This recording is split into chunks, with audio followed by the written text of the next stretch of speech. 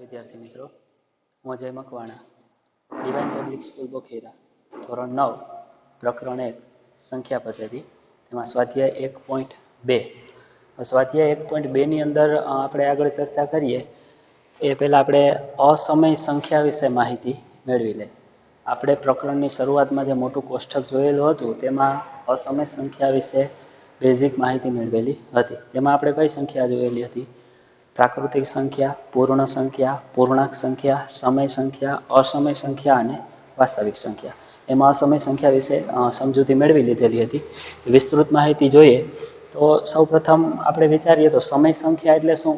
તો કે જે સંખ્યાને P/Q, જ્યાં P શું છે તો કે કોઈ પણ પૂર્ણાંક, અને Q તો કે Q પણ એ જ કે કોઈ પણ પૂર્ણાંક, પરંતુ શૂન્ય ન હોવું જોઈએ, એટલે બોલાય શું? અને શૂન્યતર પૂર્ણાંક P/Q સ્વરૂપમાં દર્શાવી શકાય તે બધી સંખ્યાઓને સમય સંખ્યા કહેવામાં આવે છે.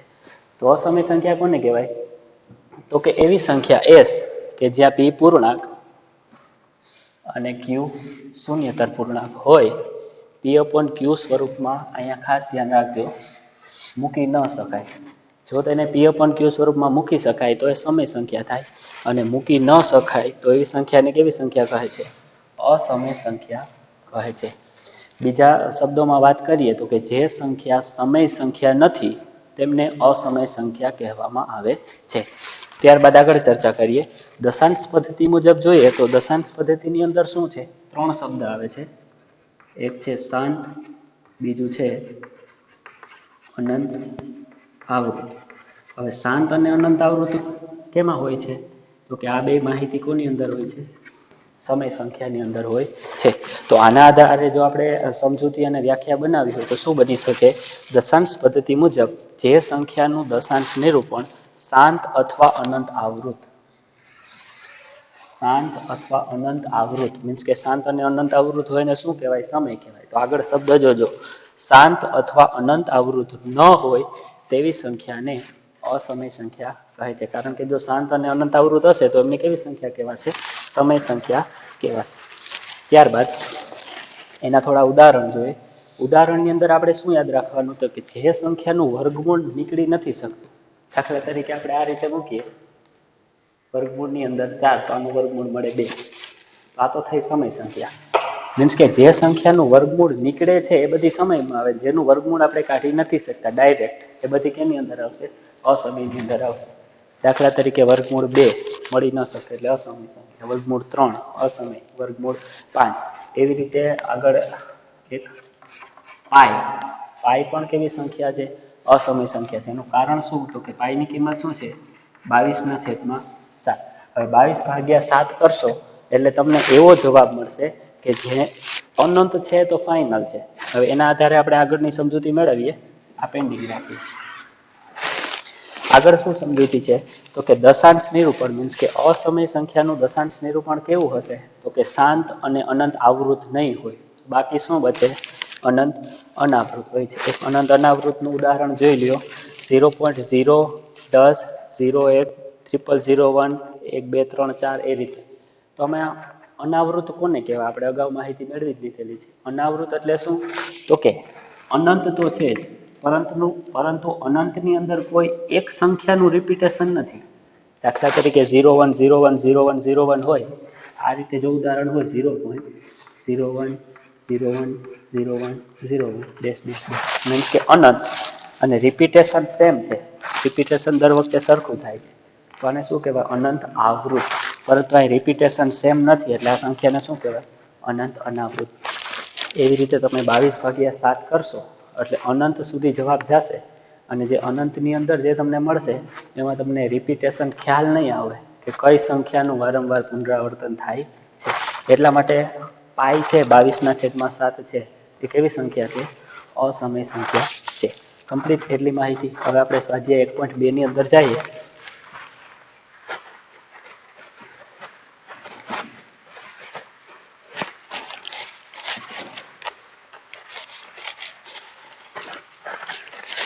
ચાલો, સૌ પ્રથમ પહેલો પ્રશ્ન શું છે?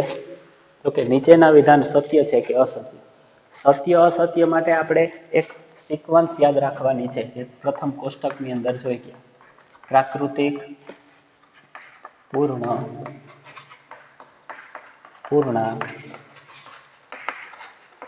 સમય અસમય અને છેલ્લે આવશે વાસ્તવિક સંખ્યા. જો તમને પ્રશ્નની અંદર ક્રમ ઉપરથી નીચે મુજબ આપેલો હોય તો વિધાન સત્ય છે અને રિવર્સ હોય તો વિધાન અસત્ય છે. સૌથી પહેલું વિધાન, દરેક અસમય સંખ્યા એ વાસ્તવિક છે. અહીંયા બે શબ્દો છે, અસમય અને વાસ્તવિક. તો આપણે સિક્વન્સમાં જોઈએ, અસમય અને વાસ્તવિક. અહીંયા આગળ અસમય છે, નીચે વાસ્તવિક. તો વિધાન કેવું છે? સાચું. તમારે વ્યવસ્થિત જવાબ લખવાનો છે. હું શોર્ટમાં તમને સમજાવું છું. તમારે નીચે જવાબમાં લખવાનું, પ્રશ્ન પહેલો એની નીચે જવાબની અંદર શું લખવાનું? તો કે આપેલ વિધાન સત્ય છે. કારણની અંદર શું લખશું? તો કે બધી અસમય સંખ્યાનો સમાવેશ વાસ્તવિક સંખ્યાની અંદર થાય છે. કારણ કે કીધું શું? અસમય સંખ્યા એ વાસ્તવિક છે. તો કેવો કે બધી અસમય સંખ્યા છે તેનો સમાવેશ વાસ્તવિક સંખ્યાની અંદર થશે. ચાલો, પહેલું કમ્પ્લીટ. હવે બીજું જોઈએ. સંખ્યા રેખા પરનું દરેક બિંદુ કોઈ પ્રાકૃતિક સંખ્યા m માટે વર્ગમૂળ m સ્વરૂપનું હોય છે. એવું હોય છે, એવું આપણે સાબિત કરવાનું. હવે જાજો કંઈ ખ્યાલ આવતો નથી, પરંતુ અહીંયા એક શબ્દ છે સંખ્યા રેખા. હવે સંખ્યા રેખા આપણે બધાને ખ્યાલ છે. સંખ્યા રેખા એટલે શું? આપણે જોઈ લઈએ. સંખ્યા રેખા અહીંયા 0, 1, 2, 3 એવી જ રીતે અહીં માઇનસમાં સંખ્યા હશે. હવે સંખ્યા રેખા પરનું કોઈ બિંદુ, કોઈ એક બિંદુ લેવાનું છે. આમાંથી તમને જે યોગ્ય લાગે એ બિંદુ આપણે લઈ લઈએ. આપણે દાખલા તરીકે જવાબમાં લખીએ. ધારો કે કોઈક બિંદુ -2 છે. હવે આપણું કોઈક બિંદુ છે, આપણું બિંદુ -2 છે. પ્રશ્નમાં અહીંયા શું છે? m છે. મીન્સ કે m ની જગ્યાએ આપણે શું લીધું? -2. હવે આપણે એનું શું કરવાનું છે? વર્ગમૂળ. તો હવે -2 નું વર્ગમૂળ આપણા અત્યારના ધોરણની અંદર જો આ વસ્તુ વિચારીએ તો આ વસ્તુ શક્ય નથી. કારણ કે ઋણ સંખ્યાનો વર્ગમૂળ મળી શકે નહીં. બેઝિક માહિતી આ ધોરણ પ્રમાણે. આગળ ઉપરના ધોરણમાં જશું એટલે પછી સંકર સંખ્યા ને એવી બધી સમજૂતી આવશે, પછી ત્યારે તમારે સમજવાનું થશે. અત્યારે આપણા બેઝિકની અંદર સમજવાનું છે કે જો માઇનસ અને વર્ગમૂળ કીધેલું હોય તો એ પોસિબલ નથી. -2 શક્ય નથી. કેમ કે ઋણ સંખ્યાનું વર્ગમૂળ મળી ન શકે અથવા શક્ય નથી. હજી આપણે જવાબ સત્ય છે કે અસત્ય એમાં પડ્યા જ નથી. આપણે અહીં શું કીધેલું હતું કે સંખ્યા રેખા એની પરનું કોઈ બિંદુ લઈ લે. એટલે આપણે સંખ્યા રેખા દોરી, એની ઉપરનું કયું બિંદુ લીધું? કયું બિંદુ લીધેલું છે? -2. પછી શું કરવાનું છે? તો કે -2 છે એ પ્રશ્નની માહિતી પ્રમાણે તમારું m છે. હવે આગળ જોઈએ તો એ m માંથી આપણે શું મેળવવાનું છે? વર્ગ. મીન્સ કે તમારો જે m છે એનું વર્ગમૂળ મેળવીએ તો ખ્યાલ આવ્યો કે આપણું m તો -2 હતું. તો માઇનસ સંખ્યાનું વર્ગમૂળ આપણે મળી શકે નહીં. અને અહીંયા શું કીધું હોય કે એ સ્વરૂપનું હોય છે. એમ કીધેલું છે કે મળી શકે. મીન્સ કે આ વિધાન કેવું થશે? અસત્ય થશે.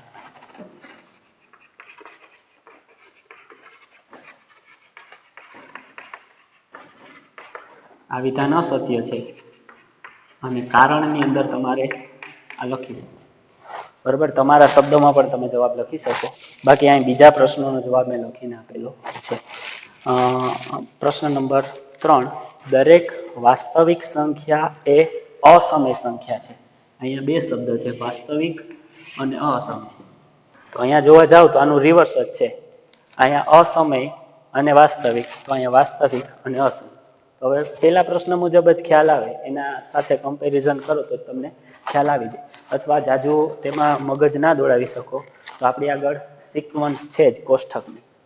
વાસ્તવિક અને અસમય, તો વાસ્તવિક અને અસમય મીન્સ કે ઉપર નીચે તરફ આવતા હોય તો સત્ય, અને રિવર્સ પ્રોસેસમાં જાવ તો વિધાન કેવું થશે? અસત્ય. કારણની અંદર શું લખવાનું? તો કે વાસ્તવિક સંખ્યાની અંદર સમય અને અસમય બંનેનો સમાવેશ થાય છે, માત્ર અસમય સંખ્યાનો સમાવેશ થતો નથી. આવું તમારે કારણની અંદર લખવાનું છે. Thank you.